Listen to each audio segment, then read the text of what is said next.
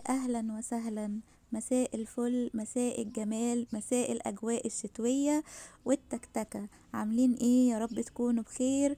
طبعا أنا بعتذر جدا إن بقالي يومين ما نزلتش فيديوهات، إن شاء الله هبقى أقول لكم السبب يعني.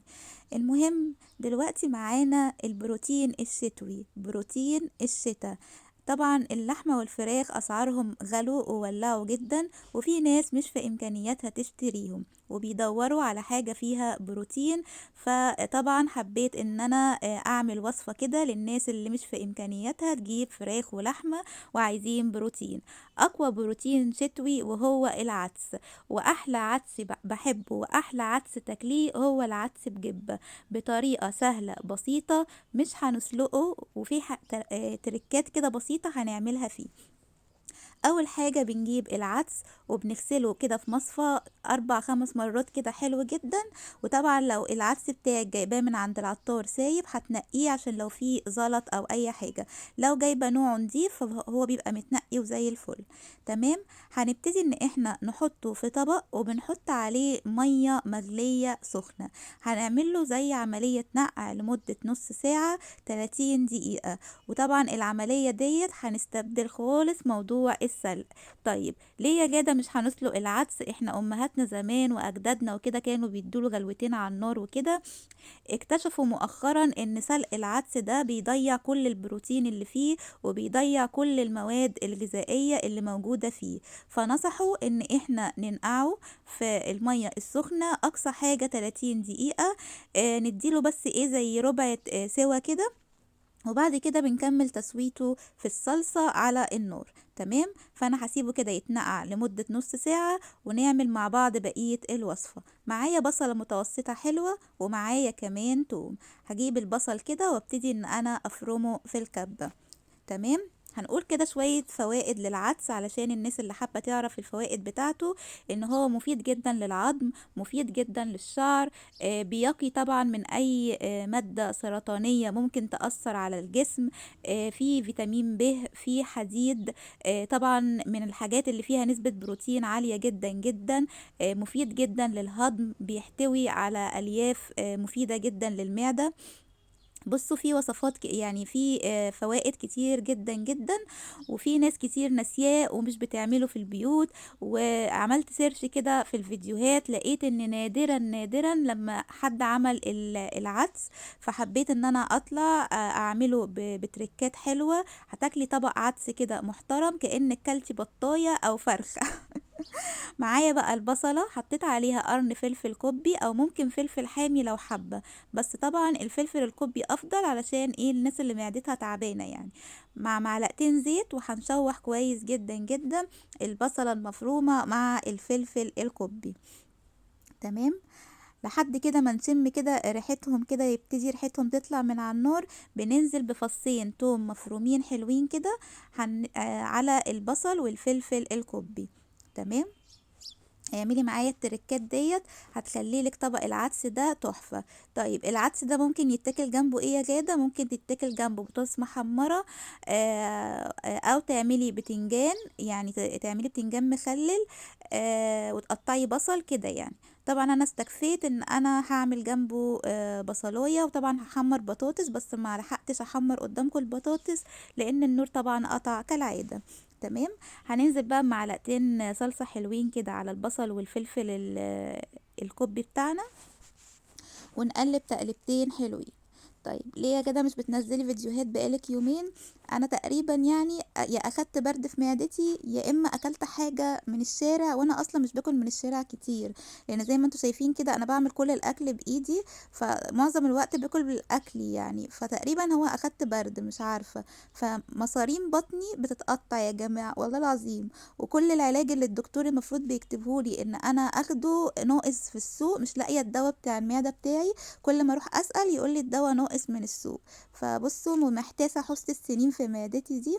بس الحمد لله يعني الصيدليه ادتني حاجه بديله. ما تحسنتش قوي بس اهو هشوف يعني الدنيا ماشيه ازاي، ولو ما تحسنتش هروح اكشف عند الدكتور ان شاء الله. ده سبب غيابي عنكم، كنت طبعا بنزل فيديوهات قديمه. هنزل بقى بشفشق طماطم. انا طبعا كنت مخزنه معاكم طماطم لرمضان. فطبعا علشان انجز الوقت معايا فطلعت كيس طماطم حلو كده من ان انا مخزناه لرمضان. طيب انتي ما عندكيش طماطم جاهزه، تعملي ايه؟ هتجيبي 4 5 طماطمات، تضربيهم في الخلاط وتصفيهم. تمام. وهتحطيهم كده على الصلصه زي ما انا عملت الصلصه والبصل والفلفل، وتديها كده تقلبتين. اول ما تتسبك معاكي وتبقى زي الفل هننزل عليها بحوالي كوبايتين ميه سخنه. تمام. علشان طبعا ايه العدس لسه هيكمل سواه، فهنبقى محتاجين ان الصلصه بتاعتنا تكون صيصه شويه كده، ما تبقاش تقيله. تمام. هننزل بمعلقه سكر علشان الحموضه، هننزل بشويه ملح، هنحط بقى ايه الحبشتكنات بتاعتنا، الفلفل الاسمر، وطالما في عدس بجبه العدس بيحب الكمون. تمام. وهنحط كمان بابريكا مدخنة، ودي بتعلي تيست العدس، بتوديه في حتة تانية خالص. تمام كده. يبقى سكر، ملح، فلفل اسمر، وكمون، وبابريكا مدخنة. عايزة تحطي شوية شطة لو حابة الاكل يبقى حرش شوية، حطي زي ما انتي حابة. تمام. طبعا البلاد العربية انا مش عارفة، اكيد عندكم عدس بس بتعملوه بطريقة تانية. ده عندنا هنا بنسميه عدس بجبة. تمام. يعني في اسكندرية بنقول عليه عدس بجبة، معرفش في القاهرة اسمه كده برضو ولا ايه. اول كده ما الصلصة تغلي معانا وتاخد وتدي كده مع بعضها كده، نعمل ايه؟ ننزل بالعدس بتاعنا اللي اخد نص ساعة كده نقع في المية السخنة، بنصفيه بقى من المية بتاعته خالص، وبننزل كده على الطماطم بتاعتنا بعد ما تتسبك، ونوطي النار. تمام. هنوطي بقى النار ونسيبه كده يبتدي يفقفق ويغلي لحد ما يستوي معايا. بعرف ان هو استوى ازاي؟ بطلع حباية كده وبضغط عليها، لو لقيتها اتهرت كده في ايدي واستوت يبقى كده العدس خلاص معايا استوى. طيب لقينا المية نقصت والعدس لسه ما استواش، هننزل بحبة مية سخنة. تمام. ده بيكون شكله لما بيستوي بيبقى بالمنظر القمر اللي انتوا شايفينه ده. عايزه اقول لكم وجبه مشبعه جدا، وجبه جميله جدا. تقريبا كيلو العدس بجبه مش عارفه ب70 او ب60 حاجه زي كده. طبعا الكيلو بيفرط ان انت الكميه اللي انتوا شايفينها دي حوالي ربع كيلو، تاكل من 3 ل4 او 5 كمان افراد، لان العدس من الحاجات اللي بتفرط جدا. تمام. هنيجي بقى نعمل التقلية بتاعته القمر. طبعا العدس بجبة احنا بنعمل له تقلية. في ناس بتعمل تقلية بالبصل زي البصارة، بس احنا بنعملها بالثوم. تمام. بنجيب معلقة سمنة حلوة كده، وبنجيب حوالي 4 5 فصوص توم زي الملوخية كده، كأنك بتعملي تقلية للملوخية. وبنبتدي ان احنا ايه نحط على السمنة الثوم المفروم دوت. تمام. طيب الناس اللي مش عارفة تشتري المكنة دي وقالوا لي يا غادة هل في بديل؟ في كده مبشرة، بصوا الصغيرة دي خالص، بتتباع عند اي حد بتاع مستلزمات مطبخ. هتلاقي اربعة او 5 في باكت على بعضها.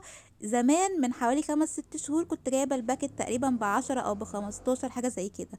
بالكتير قوي يوم ما هتغلى هتلاقوا الباكت فيه 5 من دول وصل ل20 جنيه مثلا. تمام. تقدري تجيبيها، ممكن تبشري بيها جوز الطيب او تبشري بيها الثوم. تمام كده. حطيت كمان كزبرة ناشفة. يبقى التقلية بتاعتي عبارة عن معلقة سمنة، ثوم مفروم، وكزبرة ناشفة. تمام كده. هنبتدي بقى ان احنا نحمر السمنة مع الثوم مع الكزبرة الناشفة، ومش عايزين نحرق الثوم قوي علشان ما يمررش معانا في العدس، وتيجي تاكلي العدس تلاقيه مر معاكي. تمام. طبعا لو انتي بتتفرجي عليا لأول مرة، انا قناتي اسمها غدغودة في المطبخ. اتمنى لو وصفاتي عجبتك تفعلي الجرس الكلي عشان يوصلك كل جديد. سامعين؟ انا سكت عشان تسمعوا الطشة تيش. بصوا دي اكتر تيش يعني مجرية في الحياة. سامعين؟ اكتر تيش كده اللي هو ايه، تيش دخلت على قلب على طول كده. طشة الملوخية وطشة العدس والقلقاس.